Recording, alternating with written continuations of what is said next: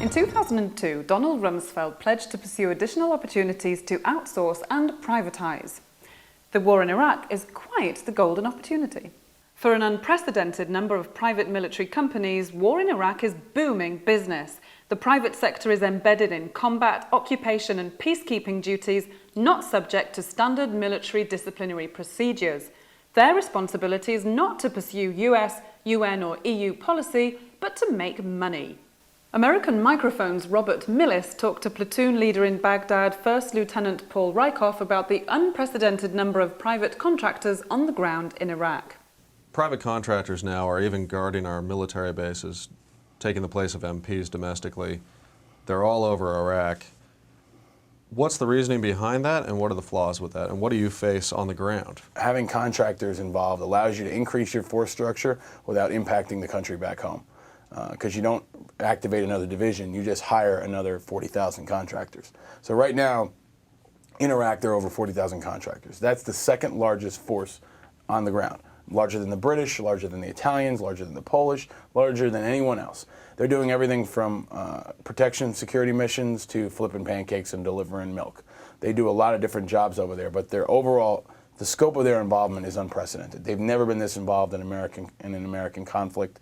There've never been so many people on the battlefield who are there to make money. And the individual may not be there to make money. They may be there because they want to serve their country and they're too old to be in the military or whatever, but that's neither here nor there. The bottom line is there are companies that are profiting from us being at war. And the longer we're at war, the more they make profit. And that fundamentally is troublesome to me. They have no oversight. They don't answer to the same chain of command. If things get tough over there and people start shooting too much, they can drop their weapons and go home. So if I'm in Iraq, I've signed up for 2 years, I've done 10 months of duty, I want to re-enlist, I know I'll be back in Iraq, or I can go home, sign a contract, go back, make 300 grand using the same skills the next day. Exactly. I mean, when I got home, I got offers to make $150,000, $200,000 over there doing the same thing I was doing for the Army at like $40,000 a year. So who wouldn't think about it? I don't know how it makes more sense for the American taxpayer to pay a Filipino guy $150,000 to drive a truck when you can send Sergeant Smith from Kansas and pay him $40,000. I don't understand how that's better for our country.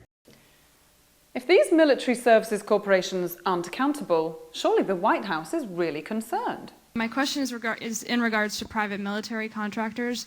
The Uniform Code of Military Justice does not apply to these contractors in Iraq. I asked your Secretary of Defense a couple months ago what law governs their actions. Mr. I was going to ask him. Go ahead.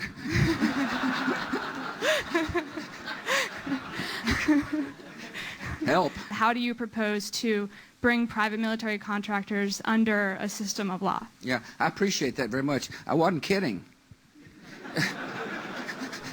I pick up the phone and say, Mr. Secretary, I got an interesting question.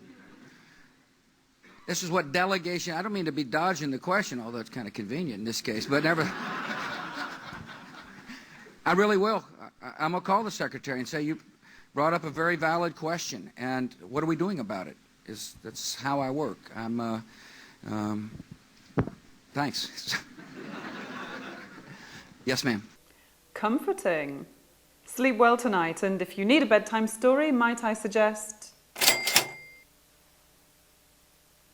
Or... And if you still really can't sleep, how about hiring your own private army of sheep? I'm Joanne Colan, and this is Rocket Boom.